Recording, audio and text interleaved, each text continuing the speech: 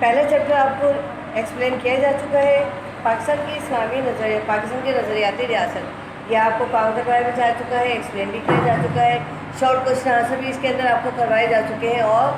Long question answer بھی آپ کو کروائے جا چکے ہیں۔ اب آپ کے پاس سلیبس کے حساب سے چیپٹر آتا ہے وہ آپ کے پاس ہے چیپٹر نمبر 3، یعنی اسلامی جمہوریہ پاکستان میں آئینی ارتقاء۔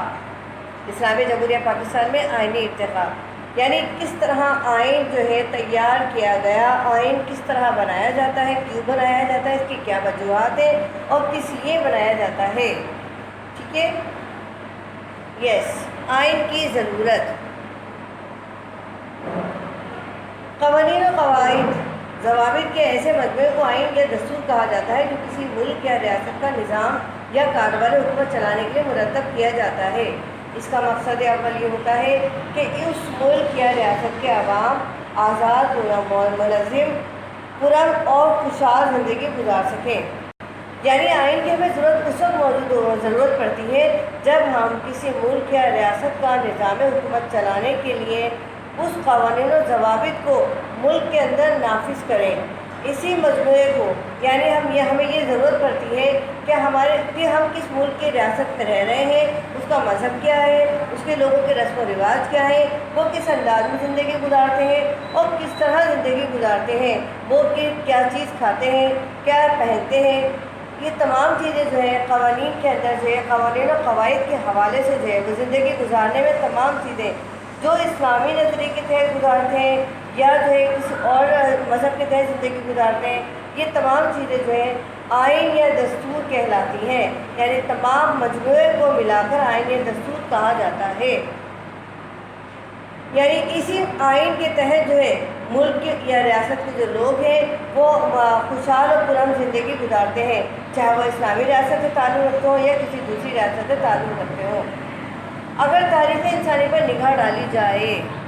تو یہ پتہ چلتا ہے، یعنی اگر ہم تاریخ انسانی کو دیکھیں، انسانی تاریخ کو دیکھیں تو ہمیں یہ بات صاف صاف پتہ چلتی ہے کہ ابتدائی دور کا انسان چھوٹے کنبے کی صورت میں رہتا تھا، یعنی چھوٹے چھوٹے کنبوں کی صورت میں رہتا تھا۔ آج ہم اتنے بڑے بڑے شہروں میں رہ رہے ہیں، بڑی بڑی ریاست میں رہ رہے ہیں، پہلے اتنی بڑی نہ ریاست تھی، نہ اتنے بڑے بڑے شہر تھے، بلکہ چھوٹے چھوٹے کنبے تھے، چھوٹے چھوٹے گھر تھے، جو ہے جسے کہتے ہیں قبائل تھے، کنبے تھے۔ ہر کنبہ یا خاندان یعنی خاندانوں میں رہتا تھا، ہر کنبہ یا خاندان کے اپنے قواعد و ضوابط اور طرز زندگی ہوتا تھا، یعنی ہر خاندان جو تھا اپنی زندگی اپنے مطابق گزارتا تھا، وہ قواعد کے لحاظ سے، ضوابط کے لحاظ سے، طرز زندگی کے لحاظ سے وہ اپنے حساب سے زندگی گزارتا تھا، جس میں ان کے قواعد یعنی خاندان کے لوگ خوش رہتے تھے۔ یعنی خاندان کے لیے ضروری ہے، عوام کے لیے ضروری ہے کہ وہ پرامن اور خوشحال زندگی گزاریں، یعنی ایسی زندگی نہ ہو جس کے اندر شدید مشکلات ہو، پریشانیاں ہوں، تکلیفیں ہوں، انسان تکلیفیں جھیلے۔ ایسے خاندان میں انسان رہنا پسند نہیں کرتا، بلکہ خاندان کا مطلب یہ ہے یا کنبے کا مطلب یہ ہے کہ وہاں کے لوگ قواعد و ضوابط کے مطابق جو زندگی گزارتے ہیں وہ پرامن اور خوشحال زندگی گزاریں۔ اس کے بعد میں بہت سے کنبوں نے مل کر چھوٹا یا بڑا قبیلہ بنا لیا تاکہ اپنے بے شمار معاشی، اقتصادی، معاشرتی، دفاعی ضروریات کو باہمی طور پر پورا کیا جائے۔ یہ بات ہم بھی جانتے ہیں کہ ایک شخص کسی ایک چیز میں ماہر ہوتا ہے، تمام چیزوں میں مہارت نہیں رکھتا، یعنی اگر معاشی طور پر وہ کر رہا ہے تو کسی ایک روزگار سے منسلک ہوگا، وہ ہر روزگار میں یعنی وہ جو ہے اناج بھی اگا رہا ہے، وہ جو ہے لباس بھی تیار کر رہا ہے، وہ دنیا کی دوسری چیزیں بھی تیار کر رہا ہے، تو ایسا نہیں ہے، بلکہ وہ ایک ہی چیز میں ماہر ہوگا۔ اسی لیے معاشی طور پر، اقتصادی طور پر یعنی ہمیں اقتصادی طور پر کیسے زندگی گزاریں، ہمیں کیا چیزوں کی ضرورت ہے، معاشرتی طور پر ہمیں کس طرح زندگی گزارنی ہے، دفاعی طور پر ضروریات ہمیں کس چیز کی چاہیے۔ جب ہم اپنی ریاست میں رہیں گے تو یقیناً ہم اس کا دفاع کریں گے۔ بالکل اسی طرح جب ہم اپنے گھر کا دفاع کرتے ہیں، اپنے گھر کے دروازے بند کر دیتے ہیں، جب ہم رات کو سوتے ہیں اس کی حفاظت کے لیے، یہ دفاع کرنا، باہر کا کوئی غیر شخص اندر داخل نہیں ہو سکتا، یہ دفاعی ضروریات۔ یعنی اگر خاندان کے حوالے سے رہیں گے تو خاندان کے اندر بھی دفاعی ضروریات ہے، ملک کے اندر رہیں گے تو ملک کی دفاع کی ضرورت ہے، یعنی ملک کے اندر کوئی غیر شخص، کوئی غیر قانون کا شخص اندر داخل نہ ہو، کوئی مذہب ملک کا یا مذہب کا لوگ داخل نہ ہو۔ یعنی معاشرتی طور پر ہم کیسے زندگی گزار رہے ہیں، کس معاشرے میں رہ رہے ہیں، اسلامی معاشرے میں رہ رہے ہیں یا پھر ہم دوسرے معاشروں میں رہ رہے ہیں۔ معاشرت دفاعی ضروریات کو باہمی طور پر پورا کیا جائے۔ اس کے بعد وقت گزرنے کے ساتھ اور آبادی میں اضافے کی وجہ سے انہوں نے یہ محسوس کیا کہ وہ کسی خاص علاقے میں زیادہ بڑی اکائیوں میں خود کو منظم کریں، یعنی آہستہ آہستہ اس کے بعد وقت گزارنے کے ساتھ ساتھ یعنی اس بات کی ضرورت پیش آئی کیونکہ آبادی بڑھتی چلی گئی، لوگوں کی تعداد زیادہ ہونے لگی، تو پھر وقت کے ساتھ ساتھ کام میں اقتصادی طور پر جو ہے اضافہ ہوتا چلا جاتا ہے، یعنی تمام ضروریات زندگی جو ہے تبدیل ہوتی چلی جاتی ہیں۔ اس کے بعد وقت گزارنے کے ساتھ ساتھ آبادی میں اضافے کی وجہ سے انہوں نے یہ محسوس کیا کہ وہ کسی خاص علاقے میں زیادہ بڑی اکائیوں میں خود کو منظم کریں، یعنی خود کو ایک جگہ کریں۔ ایسی قلمرو یا علاقے کے اساس زبان، تہذیب و ثقافت اور رسم و رواج پر تھی، یعنی ایسی تہذیبوں کی جو ہے ہم جو بنیاد رکھتے ہیں یا اس کی جو علاقے کے اساس جو بنتی ہے اس کے اوپر جو بنیاد ہے وہ زبان کے لحاظ سے، تہذیب کے لحاظ سے، ثقافت کے لحاظ سے اور رسم و رواج پر ہوتی ہے۔ اسی کے نتیجے میں مختلف ممالک اور ریاستیں وجود میں آتی ہیں۔ آپ نے دیکھا ہوگا کہ ہم نے پاکستان کس طرح وجود میں آیا، ہم نے پاکستان کیسے حاصل کیا، کس بنیاد پر حاصل کیا، ہم نے کس بنیاد پر حاصل کیا، ہم نے اسلامی بنیاد پر حاصل کیا، یعنی قائد اعظم کا بقول قائد اعظم کے ہم ایک ایسی ریاست بنانا چاہتے ہیں، ہم ایسی تجربہ گاہ بنانا چاہتے ہیں جہاں ہم اسلامی رسولوں کے مطابق زندگی گزار سکیں، کیونکہ ہم اس وقت بڑے صدر میں رہ رہے تھے اور بڑے صدر میں برطانیہ کی حکومت تھی اور برطانیہ مسلمانوں کو اپنے حساب سے زندگی گزارنے پر مجبور کر رہا تھا۔ پھر دوسری وہاں بڑی قوم جو تھی ہندو مذہب سے تعلق رکھنے والے لوگ تھے وہاں، تو وہ لوگ بھی یہی چاہتے تھے کہ مسلمان اپنے مذہب کے بجائے ہمارے مذہب کی پیروی کریں، لہٰذا مسلمان ایسے کیسے کر سکتے تھے؟ مسلمان مر تو سکتا ہے لیکن اپنے مذہب کو تبدیل کرنا نہیں چاہتا، نہ کرے گا۔ اسی کے نتیجے میں مختلف ممالک اور ریاستیں وجود میں آئیں۔ کسی بھی ملک یا ریاست کا نظام یا کاروبار حکومت چلانے کے لیے کئی ادارے وجود میں آتے ہیں اور ہر ادارے کے لیے قواعد و ضوابط مرتب کیے جاتے ہیں، یعنی کسی بھی ملک یا ریاست کا نظام یا کاروباری حکومت چلانے کے لیے کئی ادارے وجود میں آتے ہیں۔ فار ایگزامپل کون کون سے ادارے ہیں؟ صحت کا ادارہ، تعلیم کا ادارہ، انصاف کا ادارہ، چھوٹی چھوٹی کمیٹیاں بنی ہوئی ہیں، صفائی کا ادارہ جو ملک کے اندر صفائی رکھے، جو ملک کے لوگوں کو جو ہے اچھی فیسلٹیز مہیا کرے، ان کی تمام بنیادی ضروریات مہیا کرے۔ تو ان تمام چیزوں کے لیے کوئی ایک ادارہ مکمل طور پر کام نہیں کر سکتا، لہذا کئی ادارے جو ہیں مل کر کام کرتے ہیں، اپنی اپنی ذمہ داریاں پوری کرتے ہیں، تب جا کر ملک کا نظام حکومت جو چلتا ہے اس سلسلے میں جو ہے کچھ قواعد اور ضوابط مرتب کیے جاتے ہیں، یعنی ہر ادارے کے لیے جس طرح ہر ملک کے لیے قانون بنایا جاتا ہے، ریاست کو چلانے کے لیے ضوابط و مجموعوں کو آئین تیار کیا جاتا ہے، بالکل اسی طرح ہر ادارے کے لیے بھی قواعد و ضوابط مرتب کیے جاتے ہیں۔ ان اداروں کو چلانے کے لیے کچھ افراد کا تقرر کیا جاتا ہے۔ تقرر کا مطلب ہوتا ہے ان کا انتخاب کیا جاتا ہے کہ کون سے افراد اس کام کے لیے، اس ادارے کے لیے بہتر ہے، جو اس ادارے کو بہتر طور پر چلا سکتے ہیں اور اس کو ترقی دے سکتے ہیں، اس کا نظام حکومت بہتر کر سکتے ہیں۔ اس طرح ایک نظام حکومت وجود میں آتا ہے، اس طرح ایک ایسا نظام حکومت وجود میں آتا ہے جس میں لوگ آزاد، پرامن اور خوشحال زندگی گزارتے ہیں۔ دوسرے الفاظ میں ہم یہ کہہ سکتے ہیں کہ اداروں اور افراد مل کر حکومت بناتے ہیں، یعنی ادارے اور افراد مل کر ہی حکومت بناتے ہیں، ان دونوں سے مل کر ہی حکومت تیار ہوتی ہے، حکومت بنتی ہے، حکومت کا قانون بنتا ہے، نظام حکومت تیار ہوتا ہے۔ یہ حکومت پھر قوانین و ضوابط کو یکجا کرتی ہے، یعنی تمام قوانین و ضوابط جو مرتب کیے جاتے ہیں اداروں کے لیے ان کو ایک جگہ جمع کر دیا جاتا ہے۔ ان قواعد و قانون و ضوابط کے مجموعے کو جن کی روشنی میں کاروبار حکومت چلایا جاتا ہے اور جو حکومت کے مختلف شعبوں کے اختیارات اور ان کے باہمی تعلقات نیز شہریوں کے حقوق کا تعین کرتے ہیں، آئین یا دستور کہتے ہیں۔ آیا سمجھ میں آپ کی؟ یعنی ایسے قوانین و ضوابط جو ادارے اور افراد مل کر بناتے ہیں یا جن کو ادارے جو ہے چلانے کے لیے بنایا جاتا ہے، ان قواعد و قوانین اور ضوابط کو جمع کر دیا جاتا ہے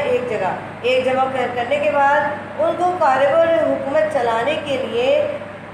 ایک جگہ کیا جاتا ہے، یعنی ہر حکومت جو ہے کچھ اپنے اختیارات اپنے شہریوں کو دیتی ہے اور ان سے کچھ حقوق و فوائد مرتب کرتی ہے۔ ان حقوق کا تعین کرنے کے لیے، فراز کا تعین کرنے کے لیے تمام حقوق و قواعد و ضوابط کو ایک جگہ کر دیا جاتا ہے اور اسی کو آئین دستور کہتے ہیں۔ یعنی جو حکومت کے مختلف شعبوں کے اختیارات اور ان کے باہمی تعلقات نئے شہری کے حقوق کا تعین کرتے ہیں، اسے آئین دستور کہا جاتا ہے۔ اسی لیے کاروبار حکومت چلانے کے لیے ایک آئین یا دستور کی ضرورت ہوتی ہے۔ اسی لیے کاروبار حکومت چلانے کے لیے ایک آئین یا دستور کی ضرورت ہوتی ہے۔ یعنی کسی بھی ملک کا قانون چلانے کے لیے، کسی ملک کا ریاست کا قانون چلانے کے لیے، کوئی ادارہ چلانے کے لیے یا چھوٹی سے چھوٹی کوئی فیکٹری چلانے کے لیے قوانین و ضوابط کی ضرورت ہوتی ہے۔ اب حکومت کے حوالے سے بات کرتے تھے، اسی لیے کاروبار حکومت چلانے کے لیے آئین یا دستور کی ضرورت ہوتی ہے تاکہ کوئی بھی شخص آئین میں دی گئی حدود کو پار نہ کر سکے۔ اس پوری گفتگو کا خلاصہ یوں بیان کیا جا سکتا ہے۔ یعنی اب ہم اس کو ہیڈنگ وائز بیان کرتے ہیں، اس کے اندر ہیڈنگ وائز بیان کیا جا رہا ہے۔ وہ اس لیے کچھ قواعد و ضوابط بنائے جاتے ہیں تاکہ ہر شخص ان حدود کی، ان قواعد و ضوابط کی پابندی کرے اور پابندی کرنے میں ہی حکومت کی یا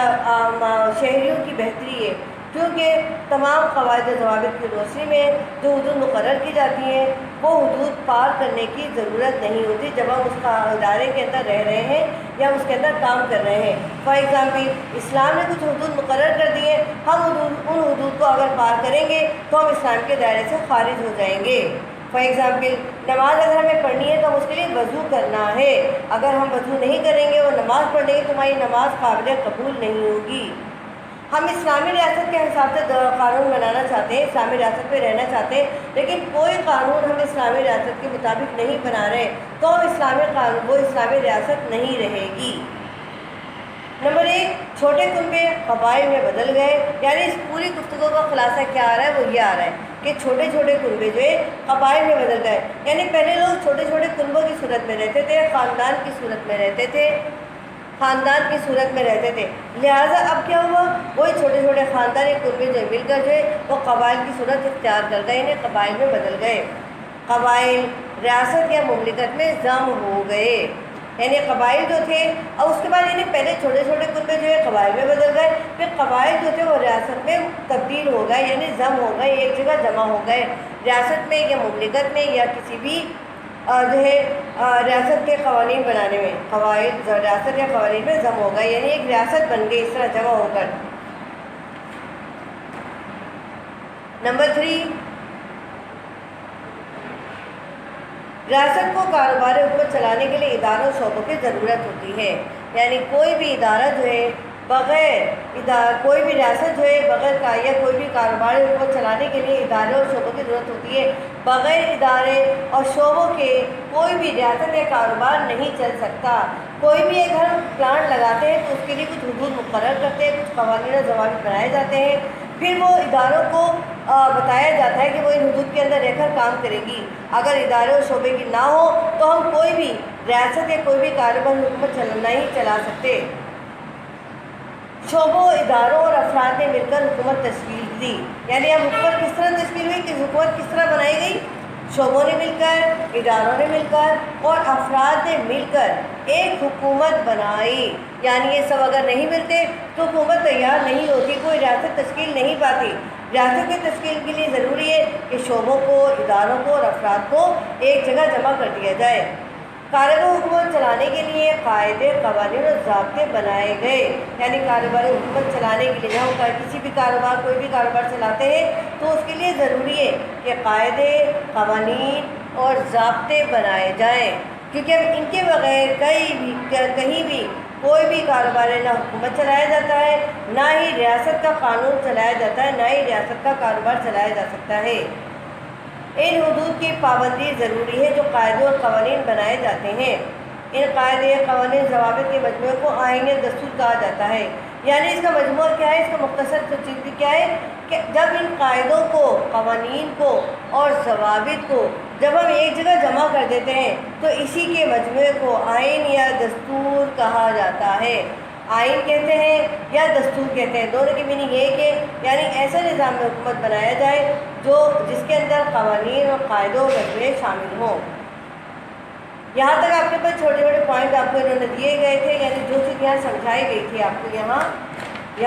بہت تفصیل سے بیان کی گئی تھی، اس کو انہوں نے یہاں پوائنٹ وائز انہوں نے یہاں آپ کو بتایا ہے تاکہ آپ کی سمجھ میں یہ بات آ سکے، یعنی قبائل، چھوٹے قبائل کس طرح بدل گئے اور پھر وہ جو ہے ریاست پہ کس طرح ضم ہو گئے، یعنی کس طرح ریاست میں شامل ہو گئے۔ ریاست کا کاروبار چلانے کے لیے کن اداروں کی ضرورت ہوتی ہے، شعبہ ادارہ افراد نے مل کر حکومت کس طرح تشکیل دی ہے،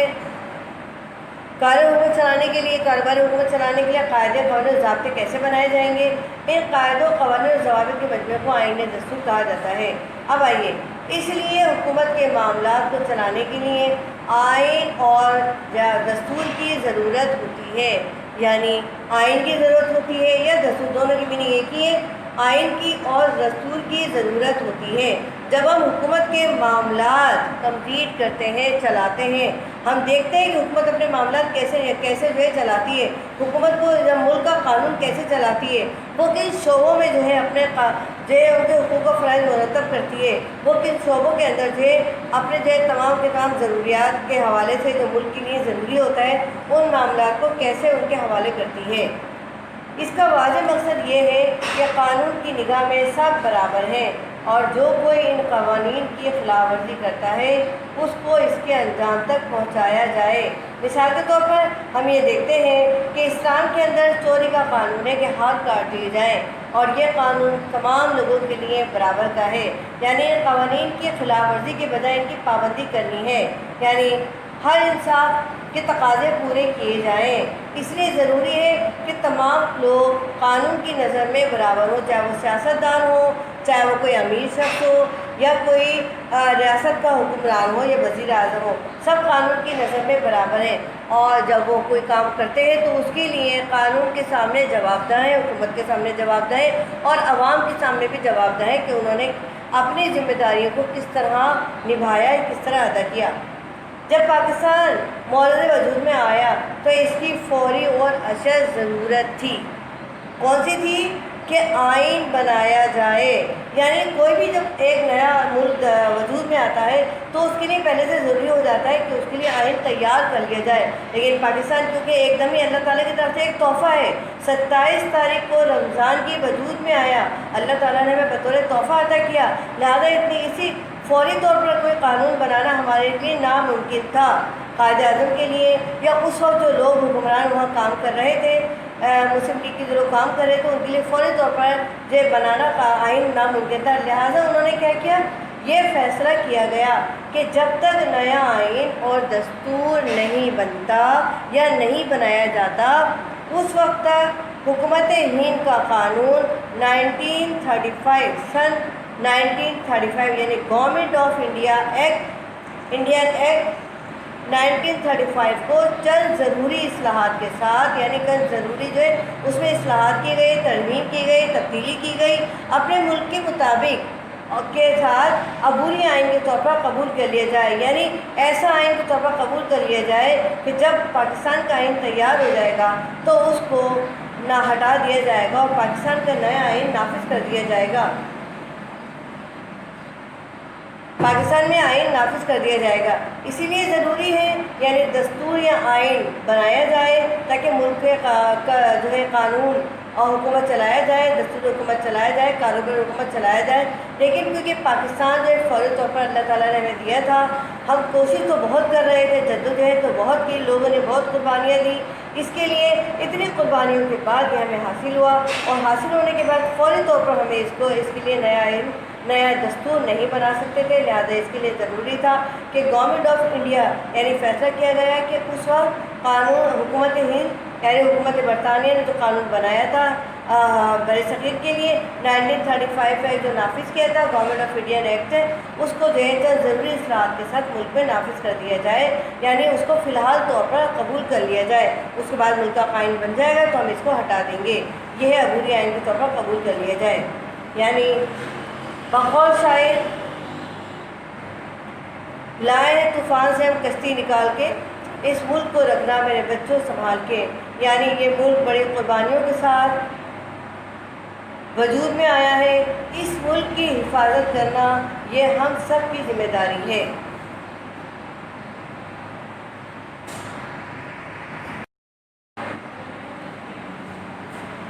پہلا ٹاپک آپ کا کمپلیٹ ہوا تھا، آئین کی ضرورت کے ملک کے لیے آئین کی کیوں ضرورت پیش آتی ہے، کیا جو ہے ہم آئین کیوں بناتے ہیں، یہ کیوں ضرورت پیش آتی ہے آئین کی ملک کے لیے۔ اور دوسرا ٹاپک آپ کے پاس آتا ہے قرارداد مقاصد 1949، یعنی پاکستان کے آئینی ارتقاء کی تاریخ میں قرارداد مقاصد کی کیا اہمیت ہے، قرارداد مقاصد کیا ہے، یہ کب بنا، یعنی پاکستان سے تقریباً جو ہے ہمارا آئین بنا تھا، آئین بننے سے تقریباً یہ 7 سال پہلے جو اس کو شروع کیا گیا تھا کہ قرارداد مقاصد کیا بنے گا، کس طرح ہے۔ پاکستان کے آئینی ارتقاء کی تاریخ میں، یعنی آئین بنانے کی تاریخ میں، جب ہم آئین بنا رہے تھے، آئین کی تیاری کی جا رہی تھی، اس وقت کی بات کی جا رہی ہے کہ آئینی ارتقاء کی تاریخ میں قرارداد مقاصد ایک انتہائی اہم دستاویز اور آئین سازی میں بنیادی قدم ہے۔ اسے 12 مارچ 1949 کو منظور کیا گیا۔ اس قرارداد میں اسلام کو پاکستان کی اساس قرار دیا گیا۔ آیا سمجھ میں؟ اسلام کو پاکستان کی اساس قرار دیا گیا۔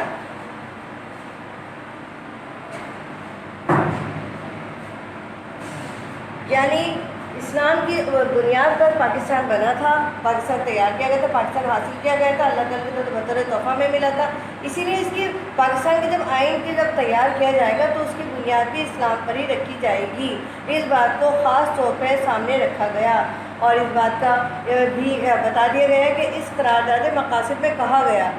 تمام اختیارات اور اقتدار اعلیٰ کا مالک اللہ تعالیٰ ہے۔ یہ بہت بیسک چیز ہے، بیسک بات ہے کہ یہ بات سب کو پتہ ہونی چاہیے کہ ہمارے پاس کوئی اختیار نہیں ہے، کوئی ہم جو ہے اعلیٰ جو ہے یا متقی پرہیزگار ہم اتنے نہیں ہیں، لیکن تمام اختیارات کا مالک جو ہے، جو سب سے زیادہ برتر ذات ہے، وہ برتر ذات جو ہے وہ اللہ تعالیٰ کی ہے۔ پوری کائنات پر حکومت کرنے والا صرف اللہ ہے۔ اللہ تعالیٰ کی ذات مبارکہ ایسی ہے جو تمام اختیارات اور اقتدار کی مالک ہے۔ یہ بات ہر ایک کو پتہ ہونی چاہیے اور یہی بات قرارداد مقاصد میں سب سے پہلے رکھی گئی۔ جمہوریت، آزادی، مساوات، معاشرتی انصاف کہ وہ سنہرے اصول اور تصورات جو اسلام نے پیش کیے ہیں نافذ کیے جائیں گے۔ یعنی یہ بات کتنی زیر غور ہے کہ جمہوریت یعنی عوام کی حکومت کیسی ہونی چاہیے، عوام کو آزادی کس طرح ملنی چاہیے، ملک کی آزادی کے لیے کیا ہونا چاہیے، مساوات کیا ہے، معاشرتی انصاف کیا ہے،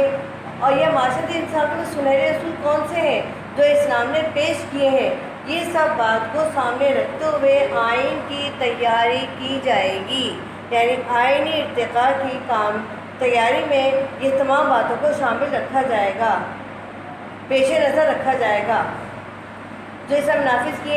پیش کیے نافذ کیے جائیں گے تاکہ لوگ اپنی زندگیوں کو اسلام کے اصولوں کے مطابق ڈھال سکیں۔ آگے بیسک بات، یعنی ایسے قوانین اور قواعد بنائے جائیں گے تاکہ وہاں کے لوگ یعنی اسلامی ریاست کے لوگ جو اپنی زندگیوں کو اسلام کے اصولوں کے مطابق ڈھال سکیں۔ اسلامی تصورات کے نفاذ پر اس لیے اصرار کیا گیا، یعنی ایسے اسلامی تصورات کے نافذ کرنے پر اس لیے اصرار کیا گیا کیونکہ جدوجہد پاکستان کا مقصد ہی یہ تھا، یعنی پاکستان حاصل کرنے کا مقصد ہی یہ تھا، ہماری تمام جدوجہد ہی اسی لیے تھی کہ پاکستان ہم کس مقصد کے تحت حاصل کر رہے ہیں کہ برصغیر کے مسلم عوام کو ایک ایسی ریاست مل جائے جہاں وہ اپنے دین و مذہب کے مطابق زندگی گزار سکیں، یعنی ایسی زندگی گزار سکیں جس کی ہماری جو عکاسی ہو رہی ہو وہ اسلامی تصورات کی روشنی میں ہو رہی ہو، اسلامی جو نظام کی روشنی میں ہو رہی ہو، یعنی ہم ایسا نظام حکومت مرتب کریں جو ہمارے ملک کے جو لوگ ہیں وہ اسلام کے مطابق زندگی گزاریں، ان کو آسانی مل جائے، دین و مذہب کے مطابق زندگی گزارنے میں ان کو آسانی ہو۔ اس لیے یہ انتہائی ضروری تھا کہ اسلام کو حکومت اور ریاستی پالیسی کی بنیاد بنایا جائے، یعنی اسلام بیسک چیز کیا ہے ہمارے پاس؟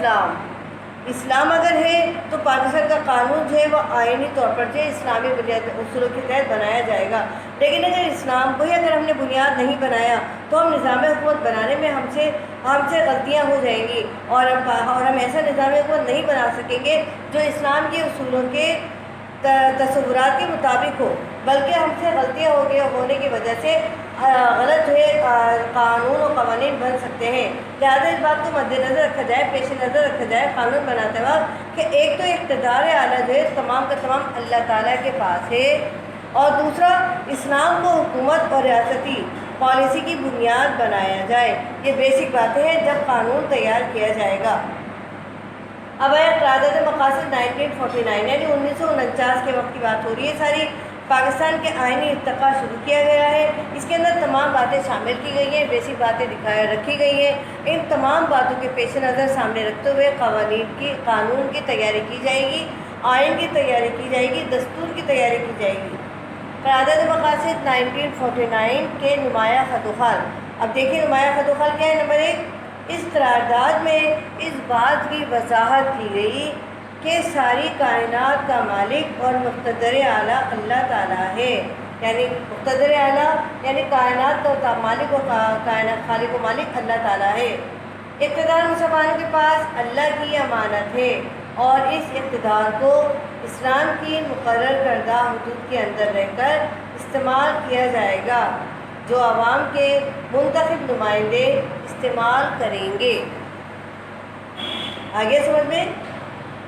یعنی اس قرارداد میں اس بات کی وضاحت کر دی گئی کہ ساری کائنات کا مالک و مقتدر اعلیٰ اللہ تعالیٰ ہے، اقتدار مسلمانوں کے پاس اللہ کی امانت ہے، اور اس اقتدار کو اسلام کی مقرر کردہ حدود کے اندر رہ کر استعمال کیا جائے گا، جو عوام کے منتخب نمائندے استعمال کریں گے۔ نمبر 2، اسلام کے پیش کردہ جمہوریت، مساوات اور عدل، اجتماعی معاشرتی عدل کے اصول اور تصورات ملک میں نافذ کیے جائیں گے۔ یعنی اسلام کے پیش کردہ جمہوریت کے اصول، جمہوریت کیسی ہونی چاہیے ملک میں، کس طرح پروان چڑھنی ہے، مساوات کیا ہے، عدل کیا ہے، اور اجتماعی عدل کیا ہے، اور معاشرتی عدل کیا ہے۔ یعنی عدل اجتماعی اور معاشرتی یعنی دونوں کو شامل کیا گیا، یعنی معاشرتی طور پر معاشرے میں کیسا عدل ہونا چاہیے، اجتماعی طور پر، معاشی طور پر عدل کے اصول اور تصورات ملک میں نافذ کیے جائیں گے۔ نمبر 3، مسلمانوں کو اپنی انفرادی اور اجتماعی زندگیاں قرآن مجید اور سنت میں پیش کردہ اصولوں کے مطابق گزارنے کے لیے بہتر اور مناسب ماحول فراہم کیا جائے گا۔ یعنی بہتر اور مناسب ماحول فراہم کیا جائے گا۔ مسلمانوں کو اپنی انفرادی اجتماعی زندگیاں، یعنی ایک مسلمان جو اپنی انفرادی زندگی اور اجتماعی زندگی کیسے گزارے گا، اس کے کچھ اصول و قواعد ہیں جو کہ اسلام نے پیش کر دیے ہیں، سنت رسول میں پیش کیے گئے ہیں، اللہ تعالیٰ نے قرآن مجید میں پیش کیے ہیں۔ ان تمام چیزوں کو شامل حال رکھا جائے گا تاکہ ایک مسلمان اپنی زندگی کیسے گزارے۔ مسلمانوں کو اپنی انفرادی اور اجتماعی زندگیاں قرآن مجید اور سنت میں پیش کردہ اصولوں کے مطابق گزارنے کے لیے بہتر اور مناسب ماحول فراہم کیا جائے گا۔ رائٹ۔ نمبر 4، تمام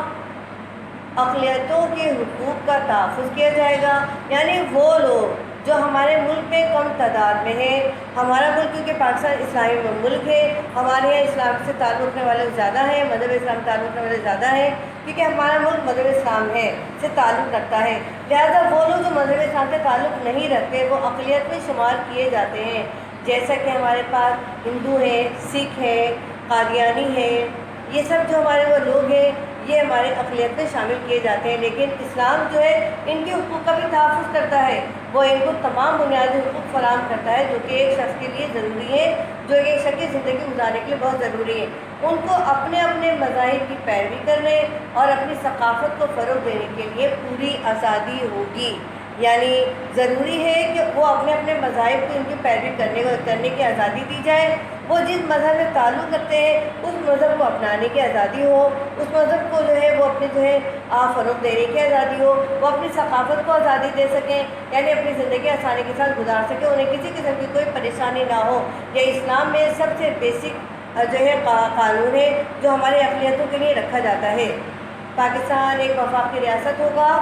آئین میں متعین کردہ حدود کے اندر رہتے ہوئے تمام صوبوں کو خود مختاری حاصل ہوگی، یعنی وفاق سے تعلق رکھنے والا ریاست ہوگی ہمارے پاس، اور اس میں ایسے آئین متعین کیے جائیں گے، ریاست کے اندر حدود رکھے جائیں گے جن حدود کے اندر رہتے ہوئے تمام لوگ، تمام ادارے اپنے اپنے اختیارات کو استعمال کریں گے اور اختیارات سے باہر کوئی کام نہیں کریں گے۔ تمام صوبوں کو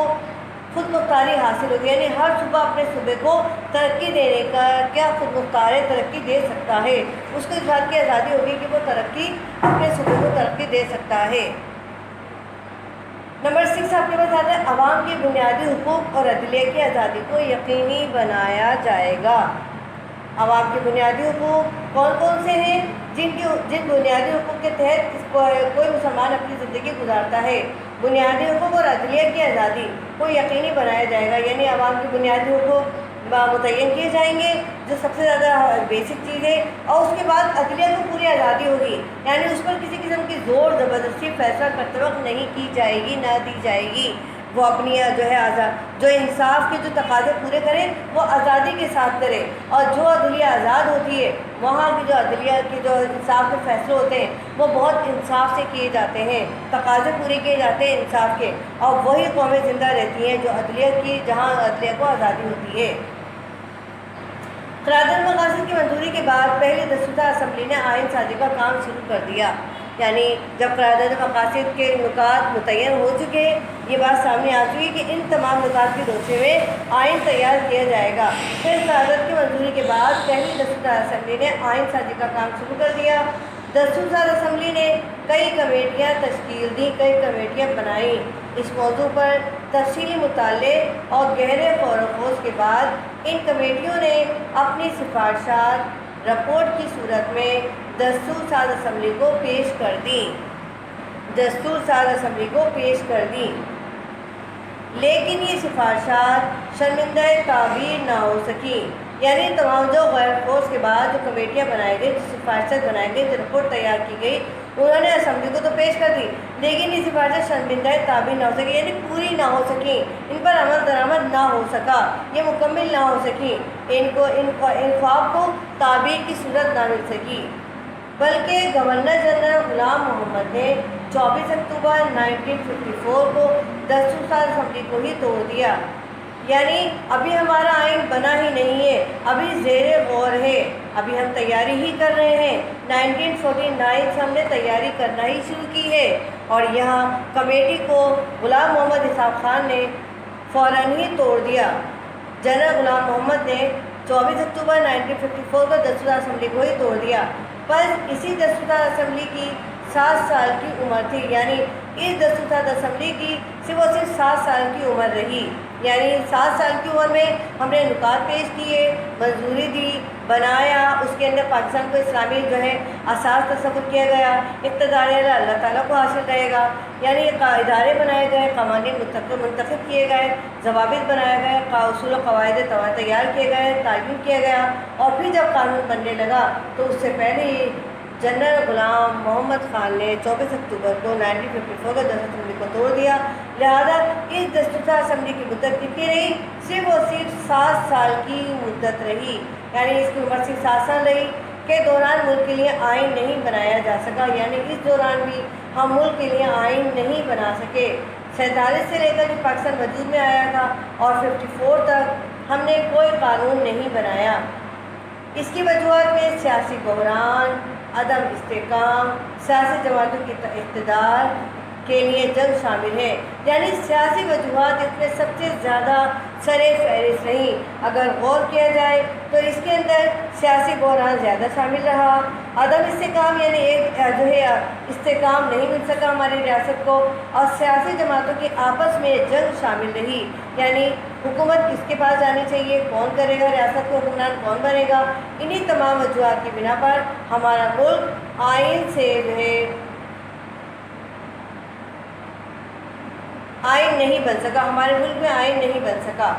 ये तमाम वजूहात थी जिसकी वजह से हमारा मुल्क आइन से बहरावर ना हो सका। आपके समझ में टॉपिक आ चुका होगा कि 1949 क्या है और आइन क्या है।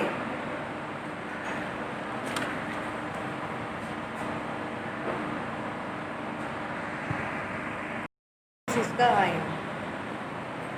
इससे पहले जो आपको एक्सप्लेन किया गया था क़यादत मक़ासिद है वो एक्सप्लेन किया गया था आपको,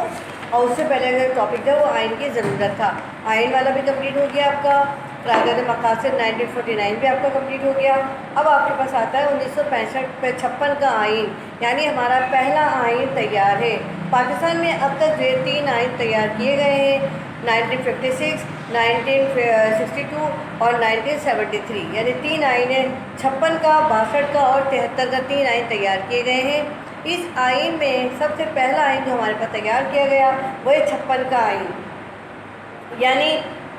47 से लेके 54 के दरमियान जो हमारे पास जो सियासी हमारे पास कशमकश शुरू हुई थी उसका 7 साल का अरसा रहा था जो हमारे इस्लामिया को तोड़ दिया गया था। उसके बाद फिर दोबारा कोशिश की गई और 56 में आइन तैयार किया गया। जून 1955 में दूसरी दस्तूर असम्बली मुंतखब की गई, यानी पहली दस्तूर असम्बली को तोड़ दिया गया था। किसने तोड़ा था? ग़ुलाम मोहम्मद ने, जनरल ग़ुलाम मोहम्मद ने, गवर्नर जनरल ग़ुलाम मोहम्मद ने तो असम्बली तोड़ दी थी 24 अक्टूबर 1954 को। लिहाजा इस सिलसिले में हमारा आइन तैयार नहीं हो सका। उसके बाद दोबारा कोशिश की गई और जून 1955 में दूसरी दस्तूर असम्बली को मुंतखब किया गया और आइन साजी का काम शुरू किया गया, यानी फिर दोबारा से शुरू किया गया और 1 साल से भी कम अरसे में मुल्क का आइन तैयार किया गया, जो 23 मार्च 1956 में को नाफिज किया गया, यानी 1956 को नाफिज किया गया। अब क्यों हमारा आइन जल्दी तैयार हो गया? अगर हम 54 का और 56 का अरसा देखते हैं तो हमें सिर्फ 2 साल का अरसा हमें नज़र आता है, जिस 2 साल के अरसे में जो है हमारा आइन जल्दी तैयार हो गया। क्योंकि 49 के हवाले से अगर हम देखते हैं तो हमने तमाम के तमाम जो नुकात थे वो हमने कंप्लीट कर लिए थे, तमाम बेसिक चीज़ें बातें कंप्लीट कर ली थी। इक़्तिदार आला अल्लाह ताला के पास होगा और जो इस्लाम को जो इस्लाम हुकूमत की जो बुनियाद जो रखी जाएगी वो इस्लाम पर रखी जाएगी, यानी रियासती पॉलिसी की बुनियाद को इस्लाम के तौर पर इस्लाम को हुकूमत बनाया जाएगा, इस्लामी के तौर पर रखा जाएगा। इसीलिए हमारा अब जो है 2 साल के अरसे में, यानी 54 को हमारे असम्बली तोड़ी गई थी पहली और 56 को हमने दोबारा शुरू किया, 55 से हमने दोबारा शुरू किया और 56 में आने हमारा तैयार होकर सामने आ गया और नाफिज किया गया, जो 23 मार्च 1956 को नाफिज किया गया। 1956 के आइन के नुमाया खदोखल क्या है? ये है, देखिए, नंबर 1, इस आइन के इब्तिदाइया में ये कहा गया कि हाकिमियत और इक़्तिदार आला अल्लाह ताला के पास है और पाकिस्तान को इस्लामी जमहूरिया करार दिया गया। राइट, इस आइन के इब्तिदाइया में यानी शुरू में ये बात बता दी गई, ये बात तहरीर कर दी गई कि हाकिमियत जो है यानी इक़्तिदार जो है, हुकूमत जो है वो किसकी है? अल्लाह ताला की, और हाकिमियत इक़्तिदार अल्लाह ताला के पास है और पाकिस्तान को इस्लामी जमहूरिया करार दिया गया, यानी पाकिस्तान का पुराना में इस्लामी जमहूरिया पाकिस्तान करार दिया गया। मुल्क में वफाकी पार्लिमानी निज़ाम हुकूमत कायम किया गया। गवर्नर जनरल की जगह सदर ने ले ली। नंबर 4, हुकूमत के वफाकी निज़ाम के तहत मरकज़ और पाकिस्तान के दोनों सूबों यानी साबका मशरिक़ी पाकिस्तान और मगरबी पाकिस्तान के दरमियान इख्तियारात का तयन किया गया। ये बात आप जानते हैं कि पाकिस्तान जो वजूद में आया वो मशरिक़ी पाकिस्तान और मगरबी पाकिस्तान की सूरत में वजूद में आया और दोनों के दरमियान में तकरीबन 1600 किलोमीटर का फासला था। इसीलिए कि आपस में इख्तियारात का तयन किया गया ताकि कोई किसी किस्म की कोई तफर्रुक़ा ना रहे, किसी किस्म की कोई गलतफहमी ना रहे। नंबर 5 हमारे बात है, इस बात की ज़मानत दी गई कि मुसलमानों को इस्लामी तालीमात के मुताबिक ज़िंदगी गुजारने के तमाम मौक़े मुहैया किए जाएंगे, यानी ये बात सामने रख दी गई, इस बात की ज़मानत दी गई,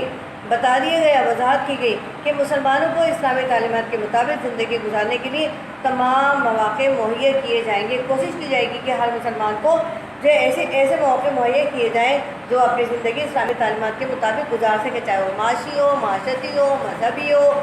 या दीनी हो, कोई सी भी हो। حکومت پاکستان دنیا کے تمام مسلم ممالک سے قریبی اور دوستانہ تعلقات قائم کرے گی، یعنی حکومت پاکستان کوشش کرے گی کہ آپس کے تعلقات، خاص طور پہ پڑوسی ممالک سے تعلقات جو ہے وہ بہتر کیے جائیں۔ اس سلسلے میں جو ہے مسلم ممالک کے ساتھ بھی تعلقات بہتر کیے جائیں، قریبی تعلقات بہتر کیے جائیں اور دوستانہ تعلقات بھی قائم کیے جائیں۔ یعنی پاکستان، آپ کو پتہ ہے پاکستان کے مشرق میں کیا ہے؟ بھارت ہے۔ پاکستان کے، آپ کو میں اس طرح بتاتی ہوں، یہ دیکھیے پاکستان کی جو ریاست قائم کی گئی اس کے ہمارے پاس جو ہے، یعنی یہاں ہمارے پاس مشرق میں جو ہے کون ہے؟ بھارت ہے ہمارے پاس،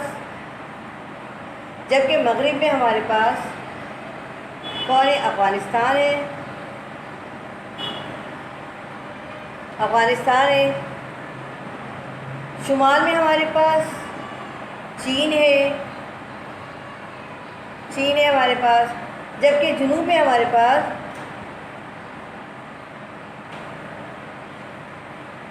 بحیرہ عرب ہے۔ یہ ہمارے پاس ہے، یعنی شمال اور مغرب کے درمیان میں جو ہمارے پاس ریاست واقع ہے وہ ہے ہمارے پاس،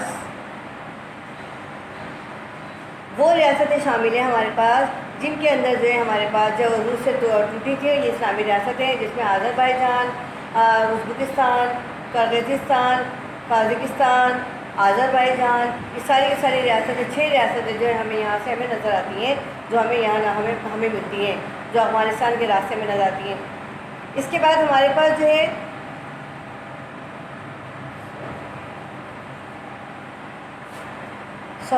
مغرب میں ہمارے پاس ایران آئے گا، ہمارے پاس مشرق میں بھارت ہے، مغرب میں ایران ہے، شمال میں چین ہے اور جو ہے جنوب میں بحیرہ عرب ہے۔ شمال اور مغرب کے درمیان میں افغانستان ہے۔ اس وقت غلطی ہو گئی تھی، اب کلیئر کر دیا آپ کو، افغانستان ہے، یعنی دونوں کے درمیان میں ریاستیں۔ اور پھر افغانستان کے آگے جو ہے ہمارے پاس دوسری ریاست ہمیں نظر آئیں گی، جس میں آذربائیجان، ترکمانستان، قرغیزستان، تاجکستان، یہ ساری ریاستیں ہمیں 6 نظر آئیں گی جو کہ اسلامی ریاستیں ہیں۔ یعنی پاکستان کے حوالے سے دیکھا جائے تو پاکستان ان تمام ریاستوں سے قریبی تعلقات قائم کرنے کی کوشش کرے گا۔ اس میں اسلامی ریاستیں بھی شامل ہو جاتی ہیں ہمارے پاس، جو ہمارے پاس آگے نکل آتی ہیں، یعنی بحیرہ عرب کے ذریعے ہمارے پاس آتی ہیں۔ اور اس کے بعد جو ہے ہمارے پاس یہ ریاستیں جو ہے یہ پڑوسی ممالک ہمارے، یعنی دوستانہ تعلقات ان سے قائم کیے جائیں گے، نہ بہت ضروری ہے کیونکہ ہماری سرحدیں ان ممالک سے ملی ہوئی ہیں۔ نمبر 6، حکومت پاکستان دنیا کے تمام مسلم ممالک کے ساتھ قریبی تعلقات اور دوستانہ تعلقات قائم کرے گی۔ جیسا بھی آپ کو بتایا تھا کہ پاکستان کے پڑوسی ممالک کون کون سے ہیں آپ کے پاس؟ بھارت ہے، ایران ہے، چائنا ہے اور پھر بحیرہ عرب ہے۔ اس کے ساتھ ساتھ ہمارے پاس افغانستان ہے جو شمال مغرب کے درمیان میں واقع ہے، اور افغانستان کے آگے جو ہم دیکھتے ہیں تو ہمارے پاس ہمیں 6 مسلم ریاستیں نظر آتی ہیں، جو کہ آذربائیجان ہے، کرغزستان ہے، قازقستان ہے، ترکمانستان ہے۔ اس میں ہمیں ریاستیں نظر آتی ہیں جو پاکستان کے تعلقات سے تعلقات قائم کرتی ہیں۔ یعنی حکومت پاکستان دنیا کے ساتھ اور خاص طور پر مسلم ممالک کے ساتھ، یعنی جس کے اندر ہمارے پاس سر فہرست جو آ جاتا ہے وہ سعودی عرب آ جاتا ہے، اس کے ساتھ مسلم ممالک کے ساتھ قریبی تعلقات قائم کرے گا اور دوستانہ تعلقات بھی قائم کرے گا بڑے ممالک کے ساتھ۔ نمبر 7، سربراہ مملکت ایک مسلمان ہوگا، یعنی ملک کا جو سربراہ ہوگا وہ مسلمان ہوگا، کسی اور مذہب سے تعلق رکھنے والا نہیں ہوگا۔ نمبر 7، کوئی ایسا قانون نافذ نہیں کیا جائے گا جو اسلامی اصول و قوانین کے مطابق نہ ہو یا خلاف ہو۔ اگر ایسا قانون نظر آتا ہے، یہ موجود نظر آتا ہے تو اس میں ترمیم کر دی جائے گی، یعنی اسے تبدیل کر کے قرآن و سنت کے مطابق بنا دیا جائے گا۔ نمبر 9 ہے آپ کے پاس، صدر پاکستان ایک کمیٹی تشکیل دیں گے جو تمام موجودہ قوانین کا جائزہ لے گا، یعنی قانون تیار کرنے کے بعد بھی ایک کمیٹی تشکیل دی جائے گی جو تمام موجودہ قوانین کا جائزہ لے گا اور ان میں ضروری ترمیم کی سفارش کرے گا اور یہ بتائے گا کہ کون سی ترمیم زیادہ بہتر ہے، اس کو نافذ کرنے میں کیا ملک کا جو ہے فائدہ ہے یا عوام کا فائدہ ہے۔ نمبر 10، غیر مسلم اقلیتوں کے حقوق کو مناسب تحفظ فراہم کیا جائے گا، یعنی غیر مسلم اقلیتوں کے حقوق کو جس طرح اسلام جو ہے خاص طور پہ غیر مسلموں کے حقوق و فرائض کو بہت زیادہ اہمیت دیتا ہے، ان کو انہیں مناسب ایسی زندگی گزارنے کے مواقع فراہم کرتا ہے جس میں وہ اپنی مذہبی طور پر، عالمی معاشی طور پر، معاشرتی طور پر، ثقافتی طور پر اپنے رواج کو فروغ دے سکیں اور اپنی مناسب زندگی گزار سکیں اور اپنے مذہب کی پیروی کر سکیں، اپنے دین کے مطابق اپنے آپ کو چلا ڈال سکیں۔ اب آتا ہے 1956 کا آئین بدقسمت صرف 2.5 سال نافذ رہا، یعنی اتنی مدت ہم نے اتنی محنت کی، 1949 سے ہم محنت کرتے چلے آ رہے ہیں، 1949 سے ہم نے محنت کی، پھر آ کر ہم نے جو ہے جب قانون تیار ہونے لگا تو جنرل غلام محمد نے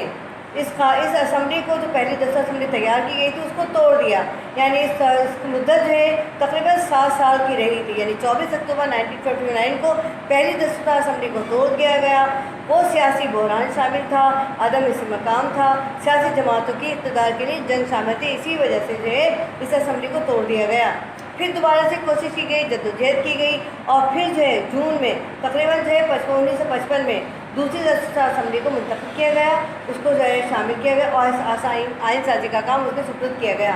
اور پھر 1 سال سے بھی کم عرصے میں ملک کا آئین تیار کیا گیا، یعنی 23 مارچ 1956 کو یہ قانون نافذ کر دیا گیا۔